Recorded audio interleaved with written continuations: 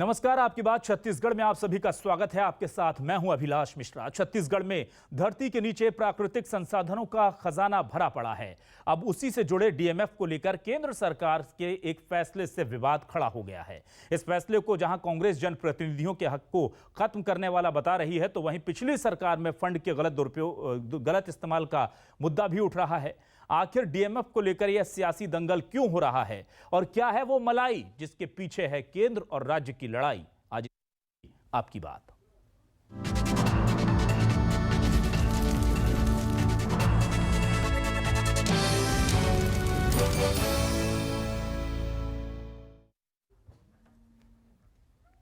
तो आइए सबसे पहले हम आपको सुनाते हैं वो बयान जो कहते हैं कि क्यों छत्तीसगढ़ में केंद्र और छत्तीसगढ़ के बीच डीएमएफ को लेकर के एक दीवार खड़ी हो गई है। केंद्र कुछ और चाहता है और राज्य सरकार कुछ और चाहती है। दोनों क्या चाहते हैं और क्यों चाहते हैं, उन्हीं से सुनिए। उसमें हाय तौबा मचाने की जरूरत ही नहीं है। डिस्ट्रिक्ट मिनरल फाउंडेशन, उसका स्ट्रक्चर यदि आप पहले याद करेंगे, जब हमारी सरकार थी उस समय का स्ट्रक्चर आप याद करेंगे, उस स्ट्रक्चर में भी कहीं हस्तक्षेप हमने मंत्रियों का नहीं किया था। मंत्री का हस्तक्षेप में कहीं ना कहीं राजनीतिक गतिविधियां अपने आप चालू हो जाती है। पहले डीएमएफ की राशि से कई बड़े अधिकारियों ने अपने बंगलों में स्विमिंग पूल तक बना लिया था। डीएमएफ की राशि से किस तरीके से उसका जो काम बगैर उचित काम नहीं हो पा रहा था, ये हम लोगों ने देखा है। अभी जैसे केंद्र सरकार ने कहा है कि प्रभारी मंत्री नहीं होंगे, कलेक्टर होंगे।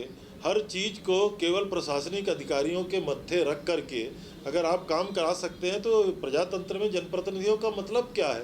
इसलिए आने वाले समय में इसको विचार विमर्श करने के बाद ही इसमें हम लोग कोई निर्णय लें। तो आपने सुन लिया। दरअसल मामला यह है कि डीएमएफ को लेकर जो समिति बनी हुई है उसको लेकर केंद्र ने नया आदेश जारी कर दिया है। समिति ने सभी प्रभारी मंत्री विधायक को बाहर करने के साथ ही कलेक्टर, डिप्टी कमिश्नर और जिला दंडाधिकारी, जिसे आप एसडीएम या एडीएम कह सकते हैं, उन्हें अध्यक्ष बनाने की बात कह दी है। क्षेत्र के सांसद समिति के सदस्य होंगे। राज्य सरकार को नया नियम बनाना होगा। हर काम प्रशासन करेगा तो फिर जनप्रतिनिधि क्या करेंगे, ये दलील कांग्रेस दे रही है। और इसी से जुड़े हमारे आज के सवाल हैं। क्या है हमारे सवाल, ये हम आपको दिखाते हैं। आज हमारे सवाल ये हैं कि केंद्र और राज्य में फिर छिड़ गया है घमासान। कभी वैक्सीनेशन पर, कभी किसी चीज पर अविस्पर है। खनिज के खजाने पर मची है खींचतान। डीएमएफ से कांग्रेस आउट, बीजेपी इन। ये ध्यान रखिएगा, कांग्रेस और बीजेपी हमने क्यों जोड़ा है बताएंगे। मलाई की लड़ाई, सियासत गरमाई। मलाई की लड़ाई क्यों है, क्यों, ये भी हम आपको बताएंगे। लेकिन उससे पहले हम सीधे अपने मेहमानों का रुख कर लेते हैं। हमारे साथ शिवरतन शर्मा जी जुड़ चुके हैं, बीजेपी के प्रवक्ता। हम सीधे उनका रुख करेंगे। शिवरतन जी, बहुत बहुत स्वागत है आपका न्यूज़ 24 मध्य प्रदेश छत्तीसगढ़ पर। और हमारे साथ डॉक्टर विनय जायसवाल, कांग्रेस विधायक जुड़ चुके हैं, वरिष्ठ नेता हैं कांग्रेस के। डॉक्टर विनय जायसवाल, बहुत बहुत स्वागत है आपका न्यूज़ 24 मध्य प्रदेश छत्तीसगढ़ पर। तो हम अपने दर्शकों को बता दें कि 2015 से अब तक की बात करें तो करीब 5,000 करोड़ का ये जो टर्नओवर है खनिज संस्थानों का, ये रहा है। और सालाना 700 करोड़ रुपए का यहां पर इस पूरे मामले में लेन देन जो है वो हो जाता है, टर्नओवर हो जाता है। 2019 में जब भूपेश बघेल की सरकार आई थी तो उन्होंने डीएमएफ कमिटियों को भंग कर दिया था। और उस टाइम कलेक्टर वगैरह जो थे वो इसके कर्ता धर्ता होते थे। और उसे भंग करने के बाद यह कहा गया था कि अब इस पूरे मामले को जनप्रतिनिधि देखेंगे। लेकिन केंद्र सरकार ने नया आदेश जारी कर दिया कि ना, आप मंत्रियों को बाहर रखिए, इसमें सांसद लाइए। मंत्री बोले तो छत्तीसगढ़ में कांग्रेस से जुड़े लोग, सांसद बोले तो छत्तीसगढ़ में ज्यादातर बीजेपी से जुड़े लोग। इसलिए हमने कांग्रेस और बीजेपी का इस पूरे मामले को एंगल दिया है, क्योंकि यह एंगल छिपा हुआ था। हमारे साथ जो मेहमान जुड़े हैं तकनीकी खामी की वजह से, वो हम उनका इंतजार कर रहे हैं, हमारे साथ जुड़ें। लेकिन हम बताएं आपको कि दरअसल ये पूरा मामला जो है ये उतना सीधा नहीं है जितना दिखता है। इस पूरे मामले को लेकर रविंद्र चौबे जी का बयान आपने सुना। वो कह रहे थे कि अधिकारियों ने डीएमएफ के पैसे से स्विमिंग पूल तक बनवा लिए थे। सैकड़ों करोड़ों का ये पूरा बजट होता है। जिलों के खनिज को बेचना, निकालना, उसके तमाम रखरखाव की जिम्मेदारी इन कमेटियों के हाथ होती है। सोने की मुर्गी सुनी है ना आपने, सोने का अंडा देने वाली मुर्गी होती है ये, वही होती हैं डीएमएफ की तमाम समितियां, कमेटियां। और इसीलिए केंद्र चाहता है कि वो बीजेपी के सांसदों के या केंद्र के अधिकारियों के अंडर में रहे और राज्य सरकार चाहती है कि वो हमारे मंत्रियों, विधायकों या जनप्रतिनिधियों के अंडर में रहे? हमारे साथ शिवरतन शर्मा जी जुड़ चुके हैं। सर, स्वागत है आपका। और हमारे साथ डॉक्टर विनय जायसवाल जी हैं। डॉक्टर विनय जी, बहुत स्वागत है आपका। सबसे पहले मैं शिवरतन जी के पास चलूंगा।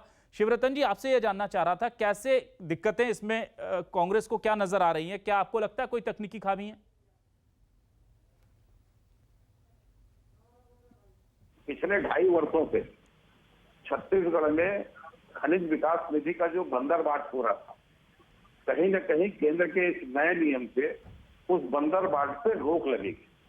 देखिए, जिले की खनिज विकास निधि बनाने का निर्णय केंद्र की सरकार ने लिया।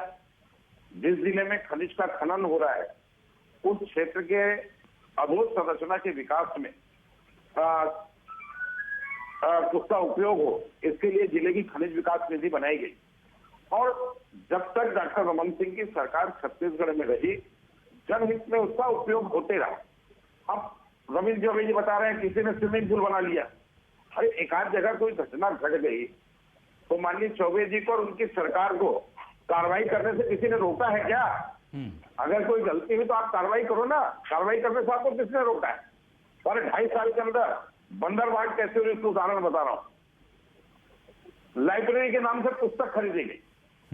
सर्वविदित है कि आज कोई पुस्तकें खरीदो तो 40% तक का रिबेट आता है। इलेक्ट्रिक के सामान खरीदे जा रहे हैं, गवर्नमेंट टेंडर कर रही है, तो इलेक्ट्रिसिटी का टेंडर जो है वो 40 से 45% बिलों में आ रहा है। और यहाँ सेम प्लेट में कांग्रेस के नेताओं को, कांग्रेस के सरपंचों को, चुने हुए जनप्रतिनिधियों को दिया जा रहा है।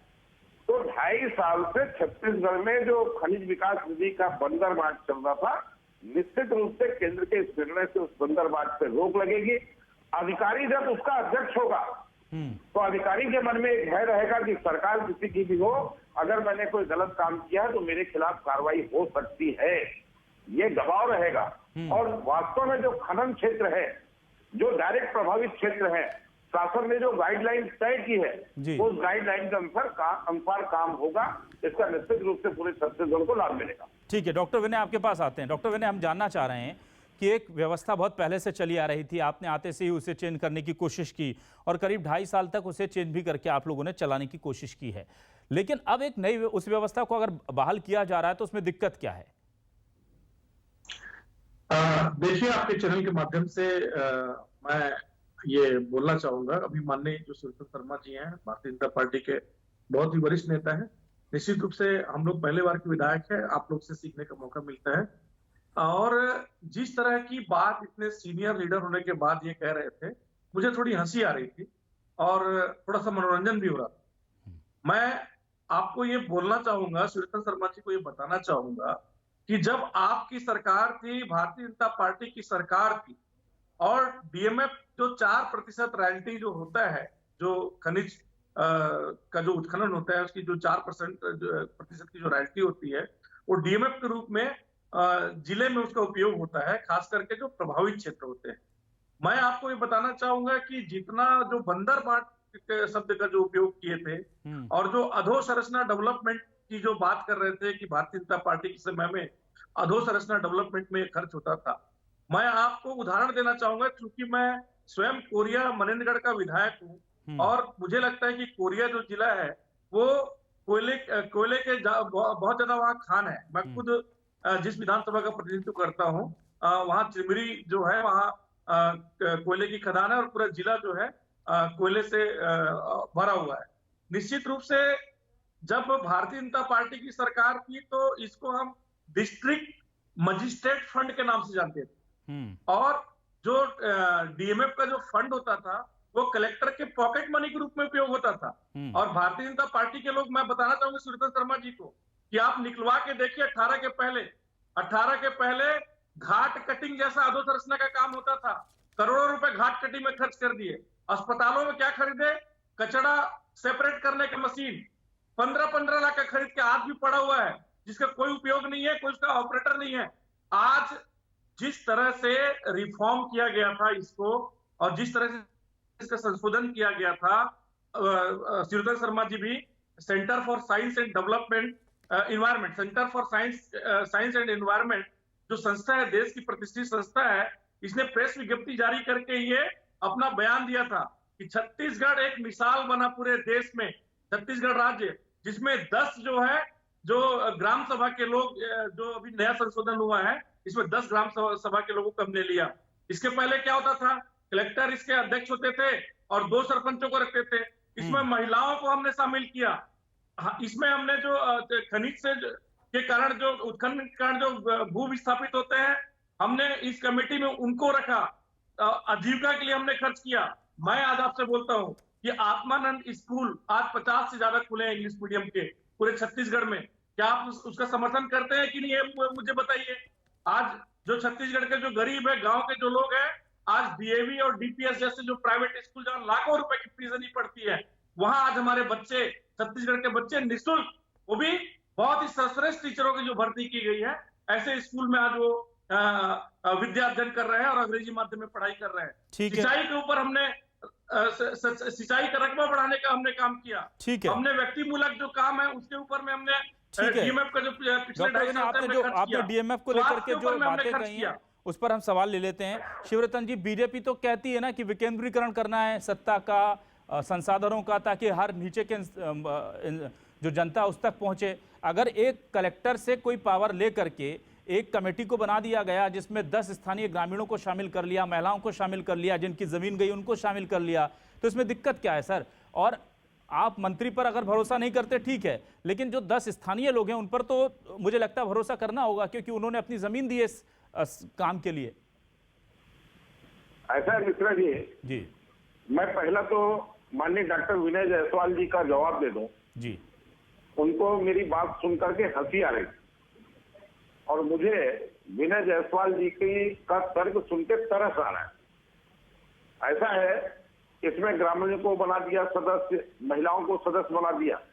वास्तव में सरकार बदलने के बाद ये जो डीएमएफ की जिला कमेटी बनी, ये राजनीतिक तुष्टीकरण का स्थान हो गया।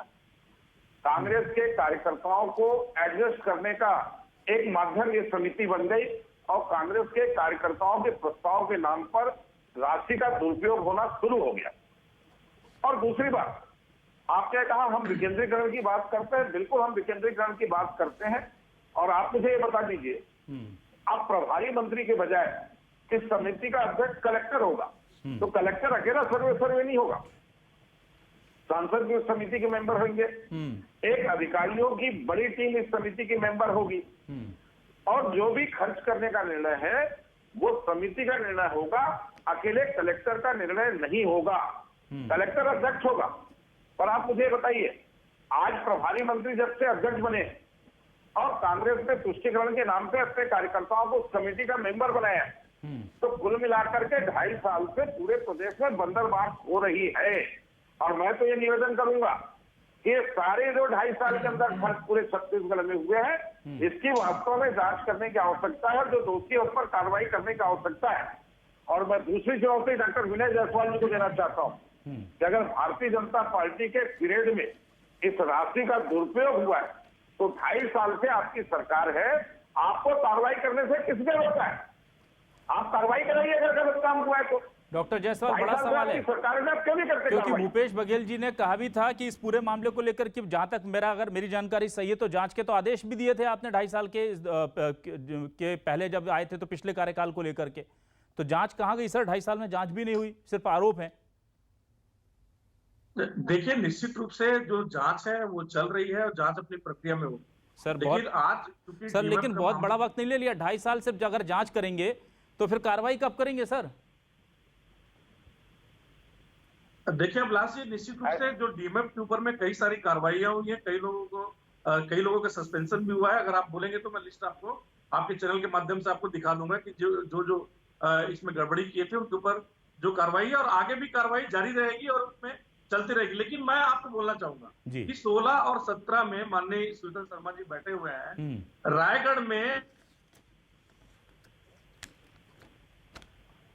ऑडियो आपका हमसे मिस हो रहा है शिवरतन जी, लेकिन एक सवाल मेरा यहाँ बार बार आ रहा है कि ये सीधा सीधा आरोप लग रहा है, बहुत जो पब्लिक की भाषा में मैं कहूँ, ये साफ तौर पर कहा जा रहा है कि बीजेपी ने अपने शासनकाल में भी क्योंकि उस वक्त केंद्र में पिछले शासनकाल में पीएम मोदी थे, इसलिए व्यवस्था बनी रहने दी।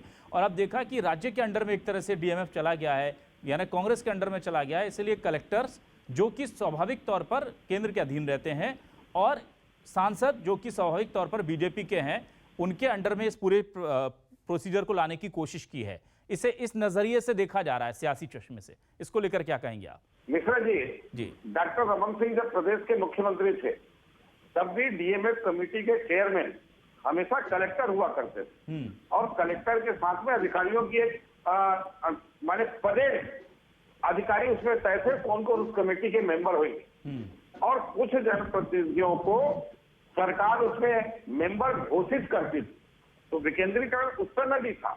ठीक है। और जहां तक कलेक्टर के अध्यक्ष होने की बात थी, डॉक्टर रमन सिंह के पीरियड में भी कलेक्टर अध्यक्ष था, आज भी नई व्यवस्था में कलेक्टर अध्यक्ष होगा। और आपने जो कहा ना कि कलेक्टर केंद्र के अंदर में रहता है, वास्तव में कलेक्टर पे, चीफ सेक्रेटरी पे प्रेशर तो स्टेट गवर्नमेंट का रहता है, क्योंकि ट्रांसफर पोस्टिंग का अधिकार कलेक्टर का, कलेक्टर के ट्रांसफर पोस्टिंग का अधिकार प्रदेश सरकार के पास रहता है। ठीक है। तो स्वाभाविक रूप से कलेक्टर केंद्र की तुलना में प्रदेश की सरकार के प्रेशर में ज्यादा काम करते हैं। और कभी सबसे बड़ा उदाहरण तो पूरा देश पश्चिम बंगाल का देख रहा है, 2-3 घटनाएं हो गई।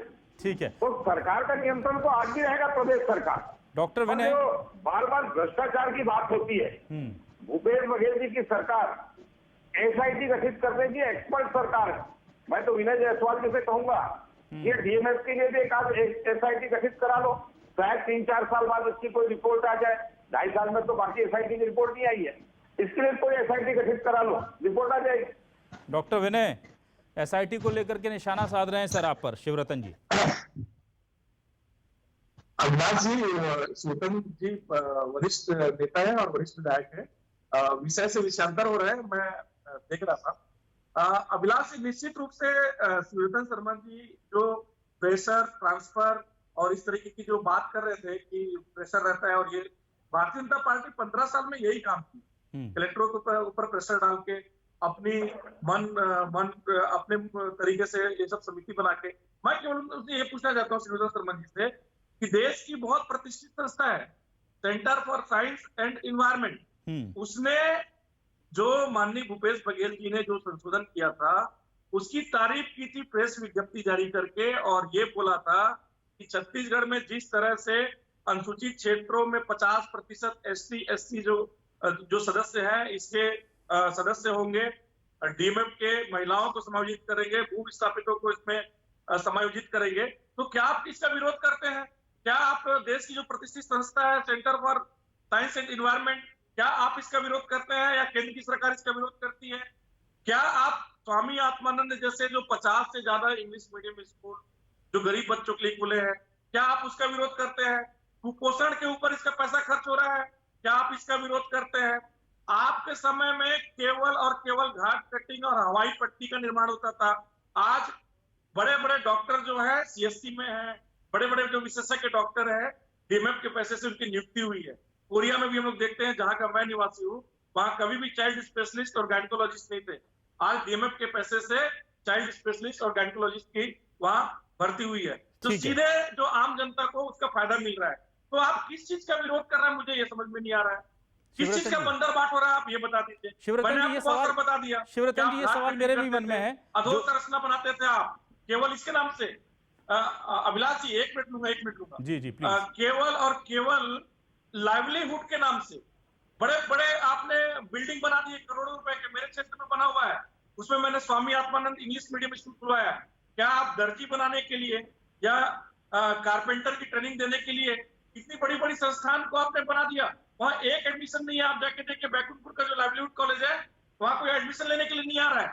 किस तरह से बंदरबाट हुआ पिछले सालों में डीएमएफ का भारतीय जनता पार्टी के शासन काल में, बताने की जरूरत नहीं है अभिलाष जी, ये सबको पता है। वरना जो देश की जो संस्थान है centre for science and environment, इस जो संशोधन हुआ माननीय भूपेश बघेल जी के नेतृत्व में, और जिस तरह से 2.5 साल में इसके ऊपर काम हुआ है, स्वास्थ्य के ऊपर में, डॉक्टर विनय जी एक सवाल, डॉक्टर विनय जी मेरा एक सवाल है, सिंचाई के ऊपर में, डॉक्टर विनय जी बिल्कुल, मेरा आपकी तथ्य अपनी जगह है, तर्क अपनी जगह, लेकिन मेरा एक छोटा सवाल है जो तकनीकी सवाल है। मैं इसलिए जानना चाहता हूं कि इस वक्त क्या सिस्टम वहां सरकार ने सेट कर रखा है, वो दर्शकों को पता होना चाहिए। अब ऐसे में डीएमएफ का पूरा कंट्रोल क्या आपके हाथ से निकल जाएगा और आप निकलने देंगे? क्या कहते हैं केंद्र और राज्य के जो अधिकार के नियमावली है, किसके अंडर में ये रहेगा? आप इस तरह के हालात में जब केंद्र ने कहा है कि एक ऐसी समिति बनाई है, क्या आप इसका प्रतिरोध कर सकते हैं? अभिलाष जी, देखिए, आपने शुरू में जब कार्यक्रम चालू हुआ था तो आपने एक शब्द का इस्तेमाल किया था कि मलाई काटना। डीएमएफ निश्चित रूप से ऐसी राशि है और इतनी बड़ी राशि है कि इसके ऊपर आप मलाई भी काट सकते हो और लोगों के जन उपयोग में उसका काम भी ले सकते हो। अब भारतीय जनता पार्टी का मैं थोड़ा सा विषयांतर होऊंगा। 20 लाख करोड़ का जो पैकेज कोरोना काल में जो माननीय प्रधानमंत्री जी ने जो घोषणा किया, आज तो किसी को भी नहीं दिख रहा है कि 20 लाख रुपए किसी को मिल रहा है। किसी को कोई इंसेंटिव मिल गया हो, कोई डॉक्टर जो इतने पिछले 1 साल से लगातार काम कर रहे हैं उनके पेमेंट में कुछ वृद्धि कर दिया गया हो, उसको बोनस दे दिया गया हो, 1000 डॉक्टर पूरे देश के मर गए, उनके ऊपर कुछ खर्चा कर दिया गया हो। ठीक है, ऐसा तो कुछ भी दिखा नहीं। ठीक है, 20 लाख करोड़ में या तो वैक्सीनेशन का ही आप देख लीजिए कि पूरा का पूरा जो 18 साल से ऊपर के वैक्सीनेशन के जो लोग हैं उनको राज्य सरकार के ऊपर थोप दिया। शिवरतन जी 20 लाख करोड़ का जो पैकेज था वो कहीं किसी को दिखा नहीं। शिवरतन जी विषय पे आ रहा हूँ अभिलाष जी, मैं विषय पे आ रहा हूँ जी, अभिलाष जी, मैं विषय पे आ रहा हूँ जी। ये इसी तरह से जो मलाई काटने वाली जो बात है डीएमएफ में, ये भारतीय जनता पार्टी फिर से लाना चाहती है, फिर से करना चाहती है। तो क्या आप होने देंगे सर? और ये करके नियम क्या कहता है? क्या राज्य सरकार ऐसा होने दे सकती है? बाध्य है केंद्र की बात मानने के लिए, या आप अपनी बात रख सकते हैं और इस पर अड़ सकते हैं कि नहीं, ये हम ये नई व्यवस्था लागू नहीं करेंगे? नियम क्या कहता है? नहीं, निश्चित रूप से देखिए, ये केंद्र सरकार का विषय नहीं है। अगर डीएमएफ अगर आप देखते हैं तो ये पूरा का पूरा जो राज्य सरकार का विषय है, लेकिन हर काम में जो हस्तक्षेप केंद्र सरकार का है, ठीक है, वो धान खरीदी से लेके शिवरतन जी आप बताइए, जब ये राज्य सरकार का विषय है तो केंद्र इसमें क्यों नियम बना रहा है? की सरकार जो कर रही है उसके ऊपर अड़ंगा लगाना है केंद्र सरकार को। ठीक है, शिवरतन जी से मिल लेते हैं सर। डॉक्टर जायसवाल जी, हाँ शिवरतन जी आप जवाब। डॉक्टर साहब मेरी बात सुन लीजिए।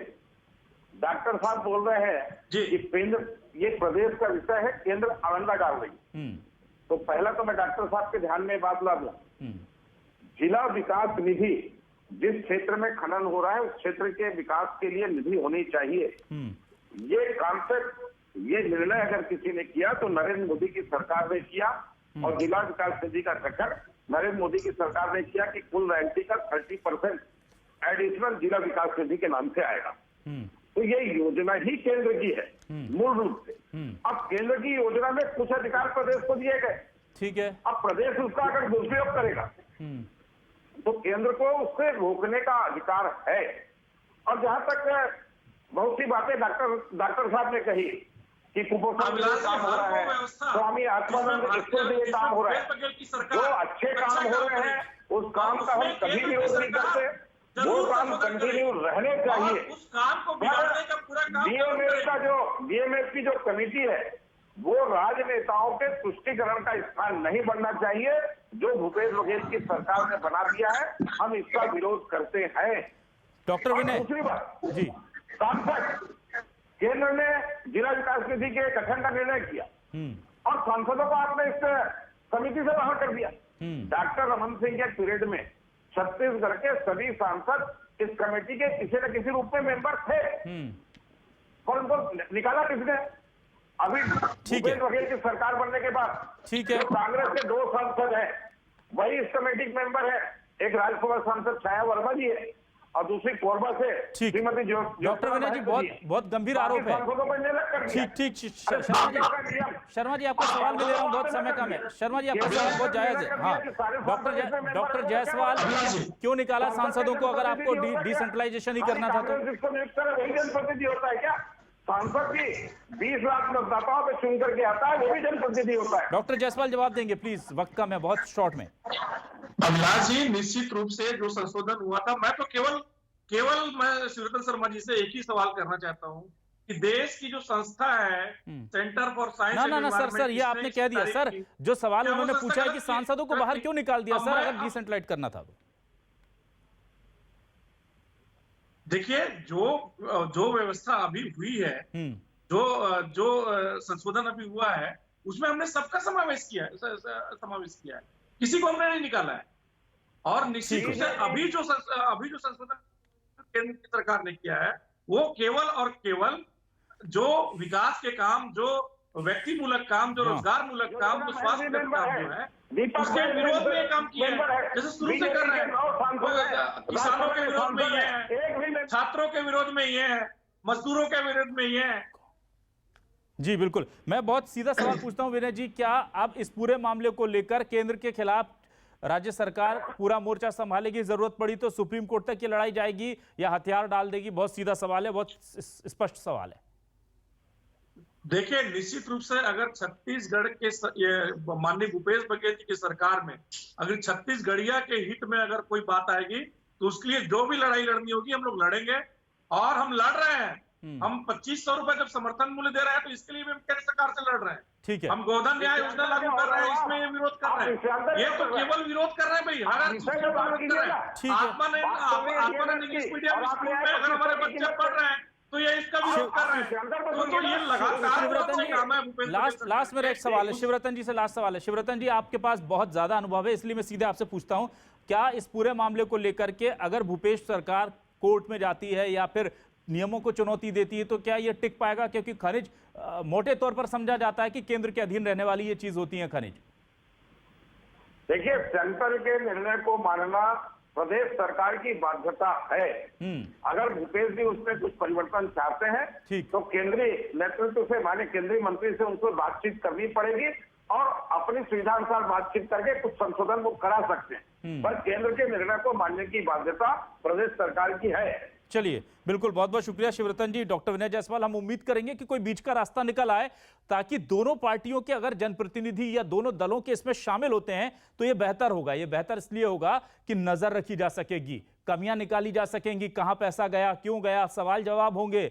लेकिन जब इसमें केवल मंत्री विधायक जुड़ जाएंगे जो एक पार्टी से आते हैं या केवल सांसद जुड़ जाएंगे जो एक दूसरी पार्टी से आते हैं, तो फिर वहां पर मोनोपोली हो जाती है और फिर सिस्टम व्यवस्थाओं के नहीं पार्टियों के हिसाब से चलने लगता है। बहुत बहुत शुक्रिया आपका शर्मा जी, आपका भी, डॉक्टर विनय जायसवाल जी आपका भी हमारे इस खास डिबेट में जुड़ने के लिए। फिलहाल छत्तीसगढ़ में आपकी बात में बस इतना ही, और लगातार खबरें जो हैं वो न्यूज़ 24 मध्य प्रदेश छत्तीसगढ़ पर आगे भी जारी रहेंगी।